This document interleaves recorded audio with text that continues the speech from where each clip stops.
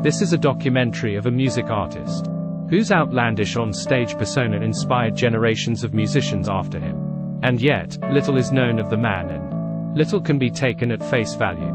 It is about the musicians who resurrected his music and the book that resurrected his life. He's passed with a poetic license to kill, a magical amalgam of his own making, creating disparate stories alternatively terrible or sympathetic at his will.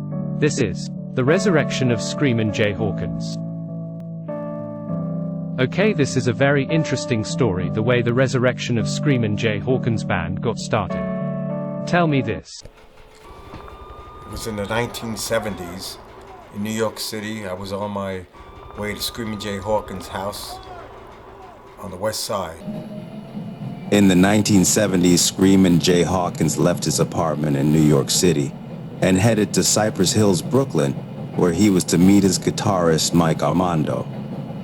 Mike got him a solo gig at the club 880 for that day. Things went wrong from the start.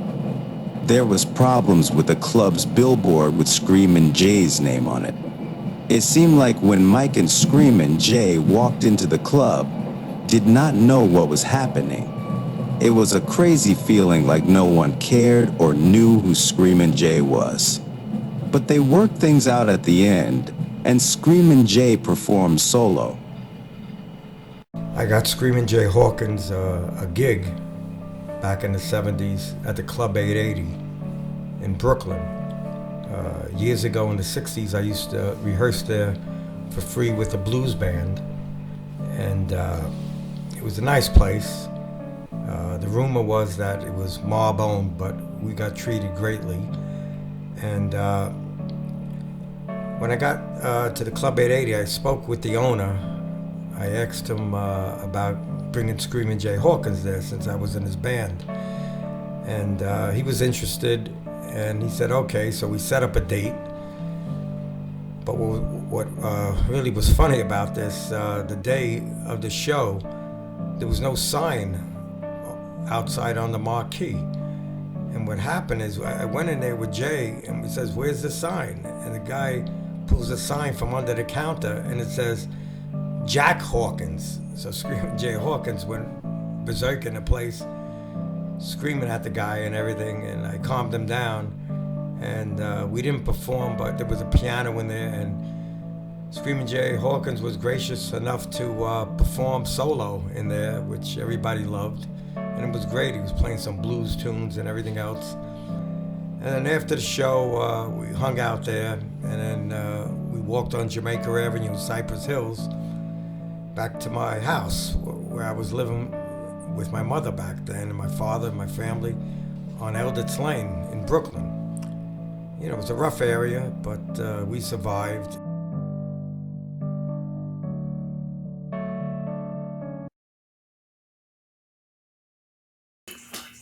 Hello, my name is Helen Perez, and my father was Screamin' Jay Hawkins. Just recently in my email, I got a little message from Mike, who was Dad's main guitarist in his band, letting me know that he was going to be in the Philadelphia area July 27th, which I will be at. I was really happy to hear that the band was still going on, and I'm glad that they're keeping Dad's memory alive still. And I really, really want to thank him for doing that. You know, it was funny when I first saw my dad perform. I was like, okay. But hey, if you've seen Dad perform, you know, you only needed one time to see it, because he was who he was. You know, I too am keeping Dad's memory alive. I was part of a book to let people know how I met Dad and how our journey began. I really feel bad that I didn't really get to spend much more time with Dad, but you know what? The memories that I have will always be there. Mike, I want to thank you so much for reaching out to me to let me know about this. Also, I want to thank the band for doing a phenomenal job. Shakar, who does an interpretation of my dad. You tore it up, okay? That's all I'm going to say. I look forward to meeting you, and I want to thank you again for keeping the memory alive, and keeping the journey going on. So until we meet again, take care. Screamin' Jay Hawkins was larger than life as he emerged from a coffin with a skull on a stick. Jay's stage act was always an elaborate affair. He was a true showman.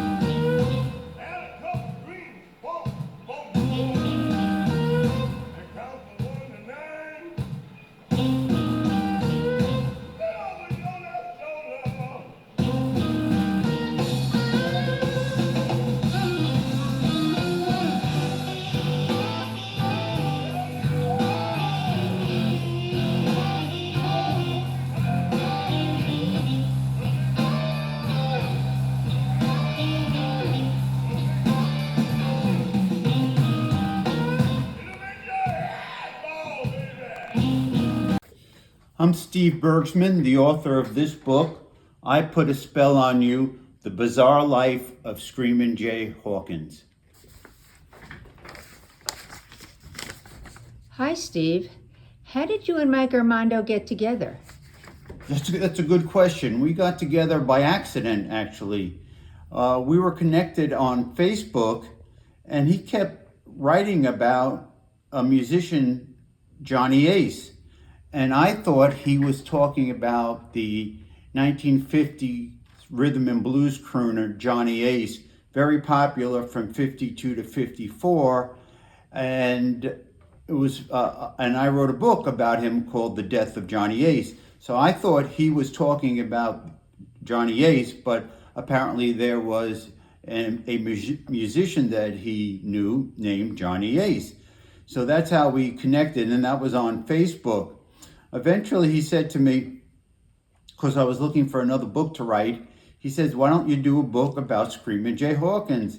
And actually I put Mike off because I didn't know enough about Screamin' Jay Hawkins to write a book, other than he was the writer and singer of a song, I Put a Spell on You. Eventually Mike convinced me. He told me some stories about Screamin' Jay Hawkins, and they were sufficiently bizarre that I thought, well, that's worth a book. So I began my research, and that's when I wrote I Put a Spell on You, The Bizarre Life of Screamin' Jay Hawkins. The book is doing very well, and I want to thank Mike Armando for putting this band together called the Resurrection of Screamin' Jay Hawkins Band. I've actually opened for Mike Armando on a show or two. I've gotten up there, talked about Screamin' Jay Hawkins, and stepped down from the stage, and there's the coffin on the stage ready to go with Screamin' Jay Hawkins. And I just want to say, besides my I Put a Spell on You cup, that this is the way Screamin' Jay Hawkins would end an interview. He would get up and do something like this. Goodbye. Screamin' Jay Hawkins was a master of the blues. He played and performed his music and the blues in a very different way than most musicians do. His stage act was something never seen before. From a music preservationist standpoint, it's important that old R&B singers like Screamin' Jay Hawkins are remembered and written about. Author Steve Bergsman has done his part with his book release, I Put a Spell on You, The Bizarre Life of Screamin' Jay Hawkins, and the Resurrection of Screamin' Jay Hawkins Band has done so by resurrected his music and his show, so new audiences have had a chance to see this one of a lifetime performance from another era. No matter who you know, the same damn thing. Instead of pleasing, nothing but teasing. Lots of quitters who like the litter, which should be beautiful, but it's truly pitiful. If we you. I was delighted to have the resurrection of Screamin' Jay Hawkins play here at Stitch Blues Bar in New York City. It was one of the best shows we've had. Such high energy, Shakar, Mike Armando and all the guys. And I can't wait to have them back. They were super exciting, and I even read the book. So looking forward to having you guys back here at Stitch and keep the memory of Screamin' Jay Hawkins going and keep the blues alive. Screamin' Jay Hawkins was so unique with his lyrics, he never held back what he had to say and feel. Screamin' Jay Hawkins was the real deal who captivated his audience with his music.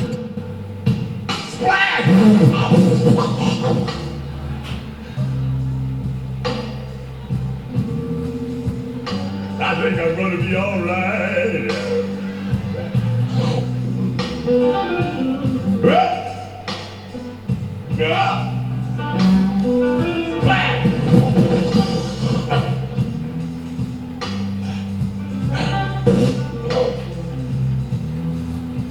I tell you, everything gonna be alright.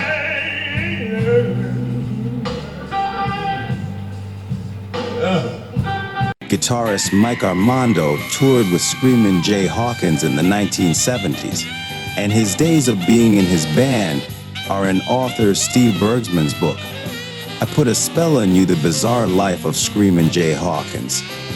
After the book came out, Mike said to himself, besides reading about Hawkins, he said people should not just be listening to his music, but to bring that crazy era of Screamin' Jay Hawkins back on stage. Mike decided to put together a band called the Resurrection of Screamin' Jay Hawkins Band. The band at present has some very talented seasoned musicians. Mike Armando is on guitar. Shakar, TheRealShakar Brumfield, is the vocalist for the group, along with musician and founding member Arno Hecht of the Uptown Horns. Andrew Golba is on bass and Michael Fox on drums, an outstanding powerhouse of a band. Shakar, TheRealShakar Brumfield, is a vocalist, actor, poet, and writer from Brooklyn, New York. Shakar is one of the best singers around in New York City. He has such a powerful voice, is one of the reasons Mike Armando wanted him as the lead singer of the Resurrection of Screamin' Jay Hawkins Band. Shakar has continued Screamin' Jay Hawkins' legacy.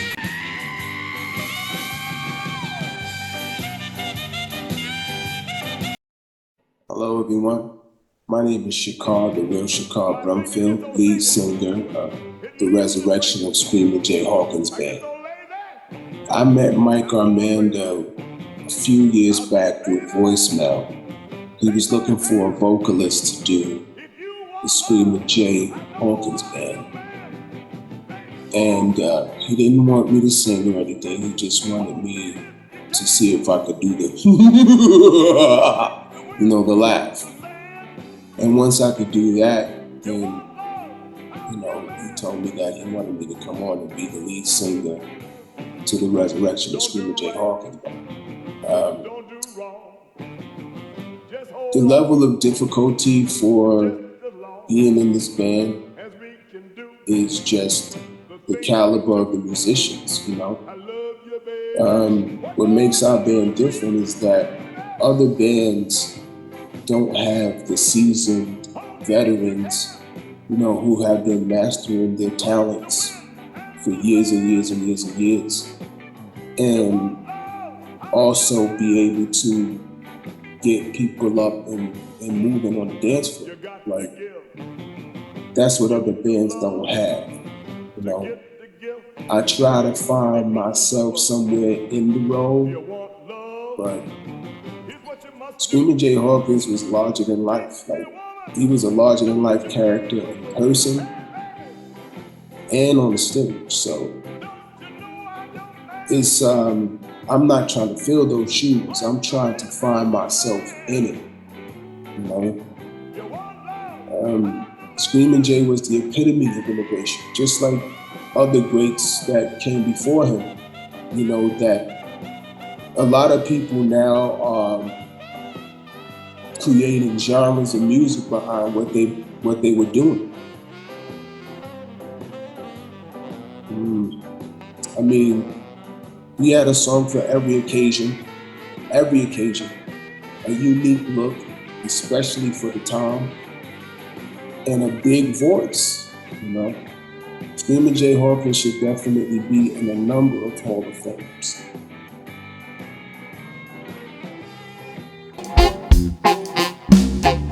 I put a spell on you.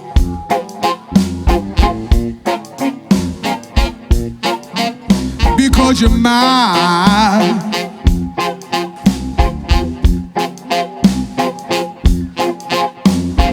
Stop the things you do. Watch out! I ain't lying.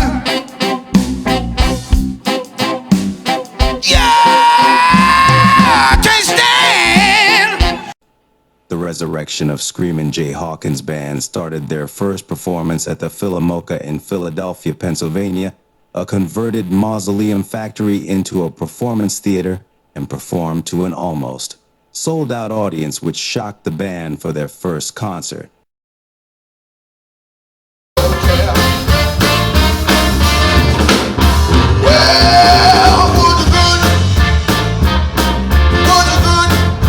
Then the band continued their tour up to New Jersey. Randy's now Man Cave, a record store which held live music concert. Won't you hear me cry?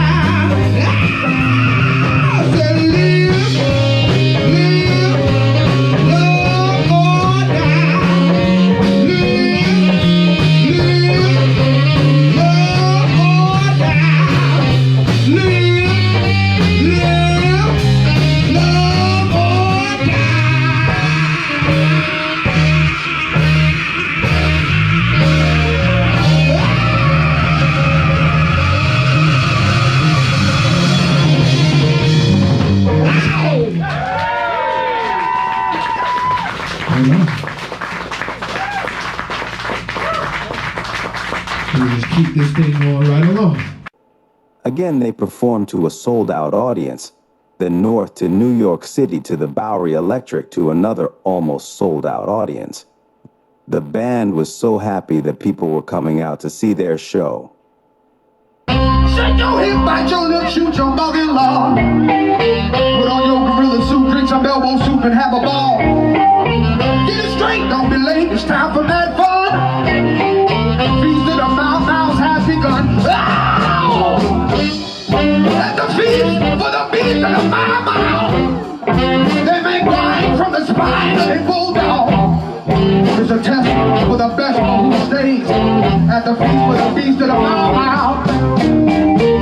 At the feast for the beast of the mouth. Well, how they talk, man? They go like this. And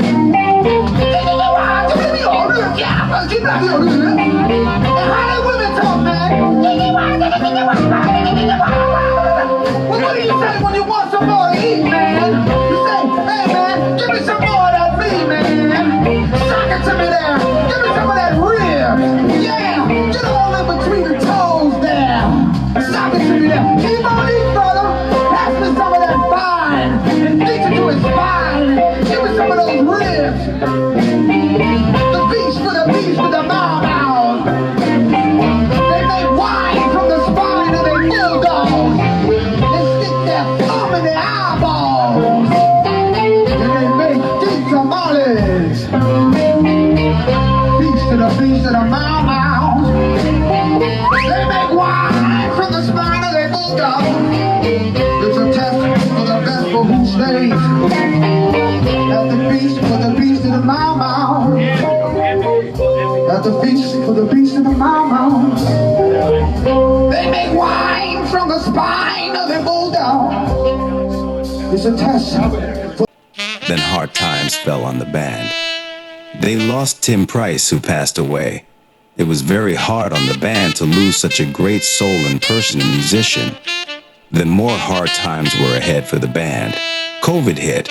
The rest of their East Coast tour was canceled. The band's next performance would have been in Massachusetts. They are back again, full steam ahead, bringing their great show to the people.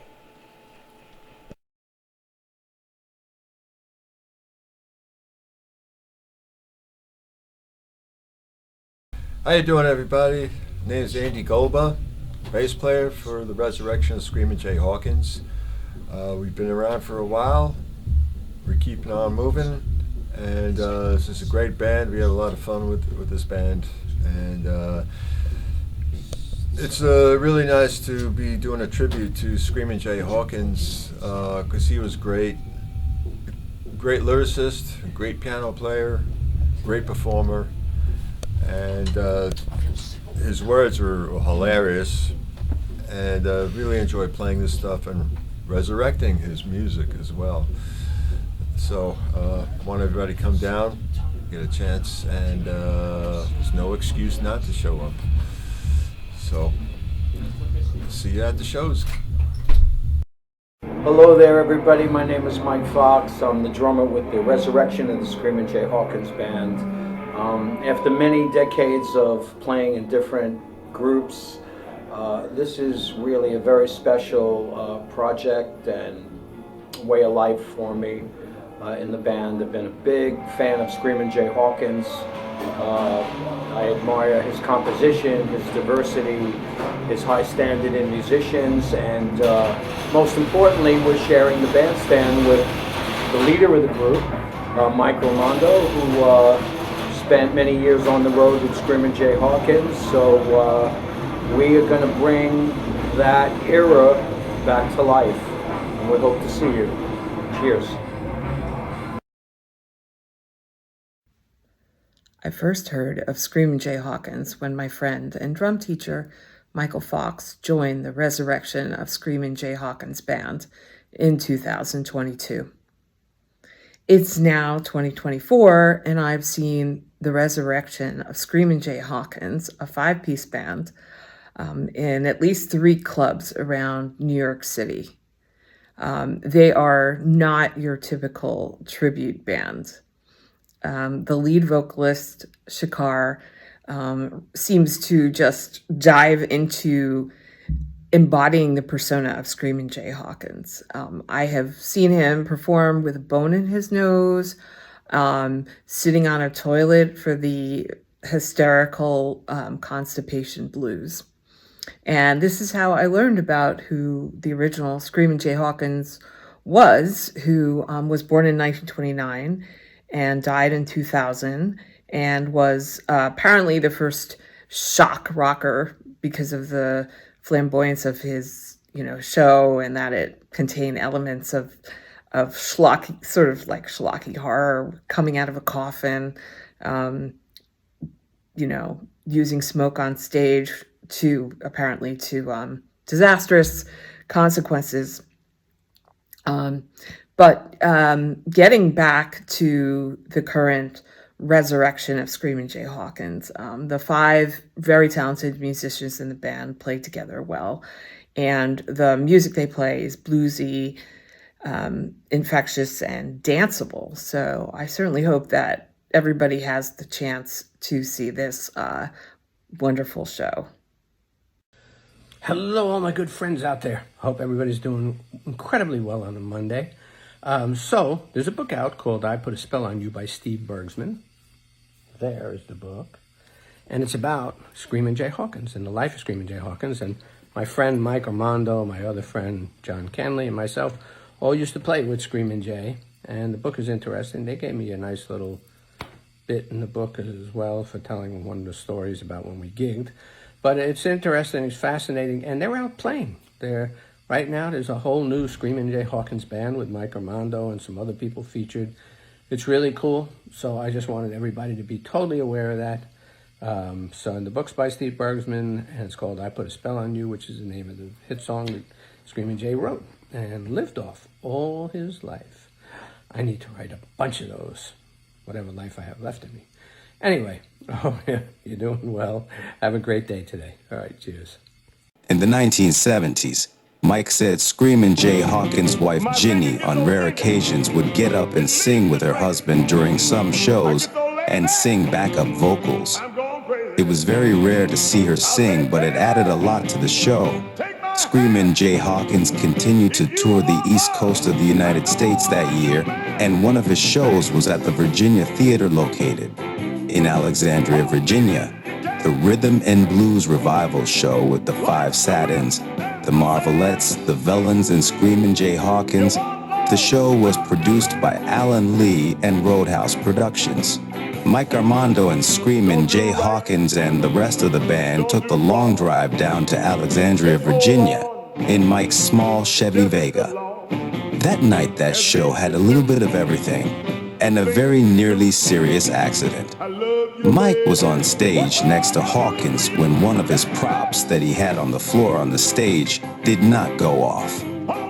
Screamin' Jay kept hitting it with his hand, then it blew up in his face.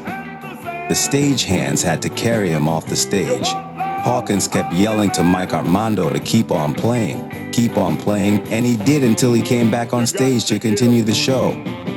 People thought all of this confusion was part of the show.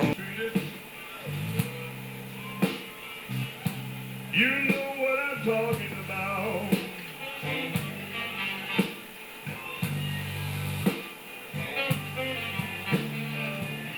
Have you ever been mistreated?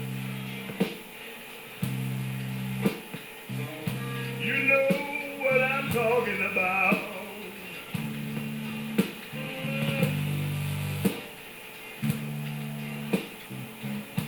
I worked 5 long years for one woman. She had the nerve to kick my black ass out.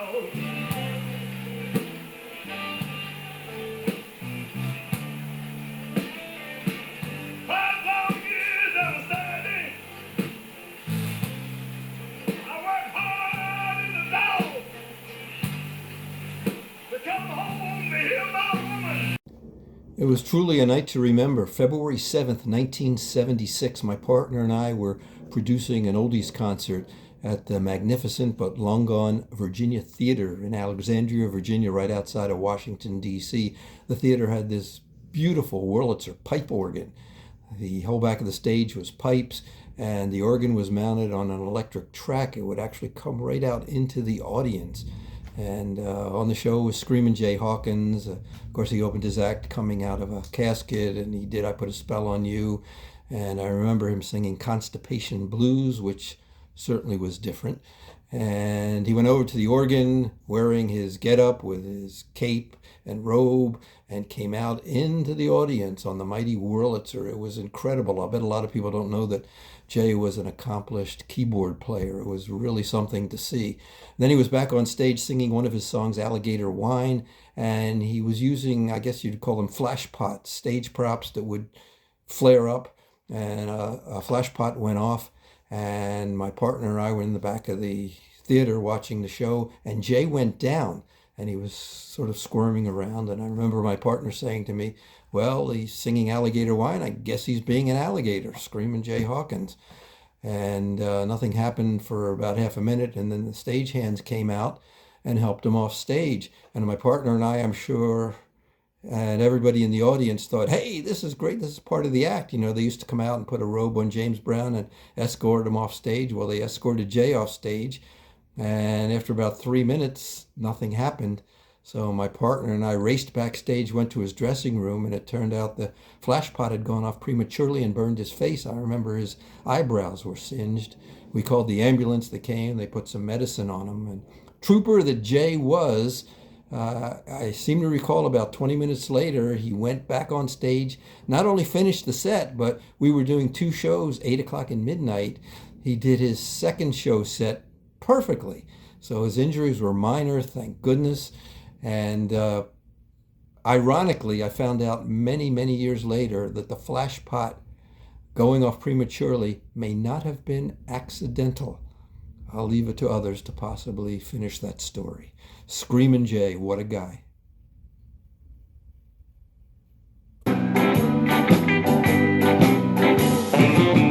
You got to give the gift of love to get the gift from the blessings above. If you want love, here's what you must do.